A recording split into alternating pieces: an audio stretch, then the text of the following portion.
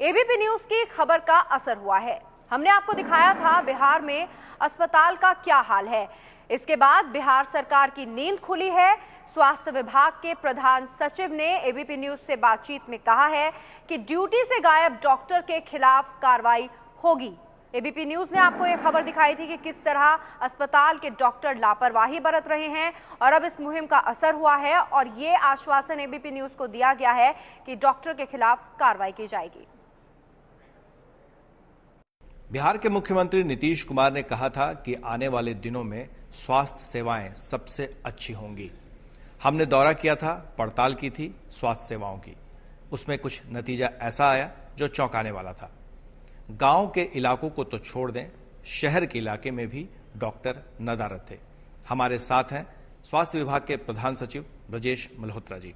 ब्रजेश जी, जो हमने देखा, पड़ताल की, उसमें सीधे तौर पर यह सामने आया कि एक डॉक्टर जिसे ड्यूटी पर तैनात होना चाहिए था आरा सदर अस्पताल में, वहां पर वो मौजूद नहीं थी, उनकी जगह एएनएम थी। फोन करने के बावजूद भी वो डॉक्टर नहीं आई।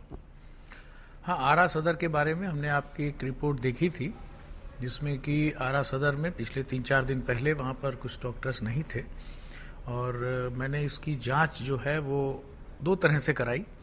एक, हमारे जितने भी पीएचसीज हैं, प्राइमरी हेल्थ सेंटर्स हैं, उसमें से अधिकांश जगह पर हम लोगों ने लैंडलाइन लगाई हुई है और हम लोग समय हर 1 दिन 2 दिन पर करीब 20, 25, 30 प्राइमरी हेल्थ सेंटर्स में लैंडलाइन पर फ़ोन करके वहाँ पर उनकी उपस्थिति की जांच करते हैं और पिछले करीब 20 दिनों से ये जांचें चल रही हैं और जहाँ पर भी हम लोगों ने रात में करीब 12 बजे से लेकर 2 बजे तक भी फ़ोन किए, जहाँ पर भी हमको डॉक्टर्स नहीं मिले या लोगों ने लैंडलाइन का फ़ोन नहीं उठाया, उन सभी जगहों पर हम लोगों ने करीब 90 डॉक्टर्स के ऊपर कार्रवाई की है। उनका 1 दिन का वेतन भी अवरुद्ध किया गया है और उसके साथ साथ हम लोगों ने उनसे स्पष्टीकरण पूछा है। अगर उसके बाद हम लोग उनके ऊपर कार्रवाई कर रहे हैं। जहां तक आरा सदर के प्राथमिक स्वास्थ्य केंद्र का प्रश्न है, अभी हमने कल ही वहां पर सिविल सर्जन से बोल के वहां जांच कराई थी और ये करीब 4, 4:30 के आसपास वहां पर लोग औचक निरीक्षण में गए और वहां पर डॉक्टर को अनुपस्थित पाया था। हम लोग उनको जो है वो निलंबित भी कर रहे हैं और उनसे स्पष्टीकरण पूछा गया है।